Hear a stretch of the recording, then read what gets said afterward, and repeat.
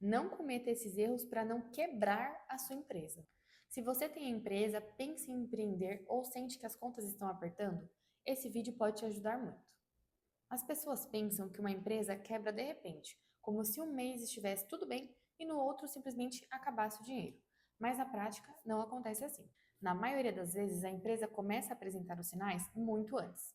O problema vai surgindo aos poucos, em decisões erradas, falta de organização, gastos sem controle e erros que parecem pequenos no começo. E aí está justamente o perigo. Quando o empresário percebe que a situação ficou séria, muitas vezes já perdeu dinheiro, tempo e o principal que é a tranquilidade. Meu nome é doutora Paloma Gonzalez, eu sou advogada e hoje eu vou explicar como funcionam esses casos.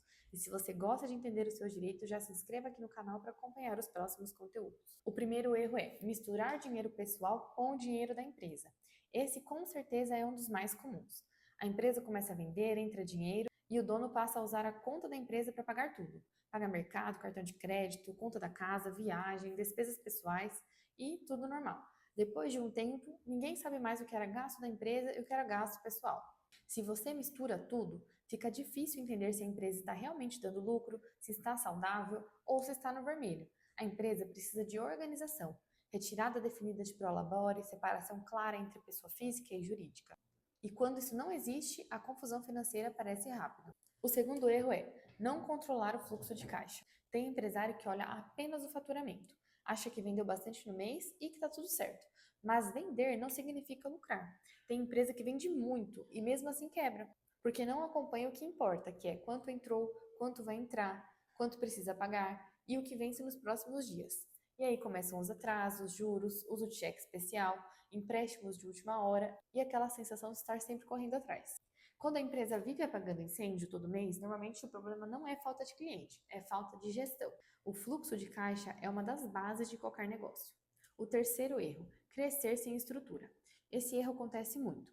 A empresa começa a vender mais e o empresário se empolga, contrata mais gente, aluga espaço maior, compra equipamentos, assume parcelas longas e aumenta o custo fixo. Só que crescer sem o planejamento vai gerar muitos problemas.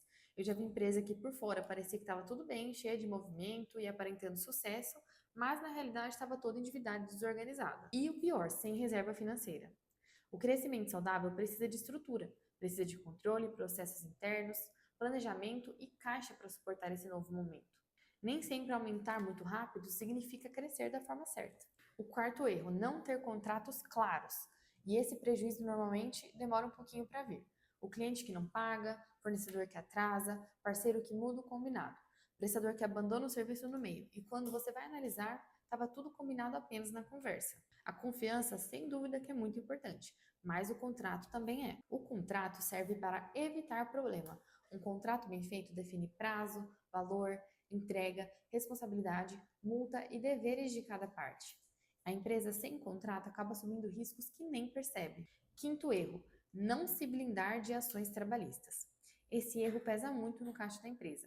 O empresário vai deixando para depois, não organiza documentos, não controla a jornada, paga algumas verbas de forma informal, deixa a função diferente do registro e guarda tudo de qualquer jeito. E enquanto tudo está tranquilo, parece que não tem nenhum risco, até surgir uma reclamação trabalhista. E aquilo que parecia um detalhe apenas passa a custar muito caro para a empresa. A blindagem trabalhista não significa prejudicar o funcionário, significa cumprir a lei, organizar rotinas internas e ter documentação correta. E o último erro é não ter assessoria jurídica preventiva. Muitos empresários procuram um advogado apenas quando o problema já apareceu, quando recebem um processo, por exemplo, ou quando o cliente não paga, ou quando surge uma discussão entre os sócios, quando o contrato deu errado. Só que o melhor jurídico é o preventivo, é aquele que evita o erro antes dele acontecer. Uma assessoria jurídica vai revisar os contratos, orientar as decisões importantes, reduzir os riscos trabalhistas, estruturar cobranças e evitar todo tipo de problema futuro. E com certeza na prática é muito mais barato prevenir do que resolver depois.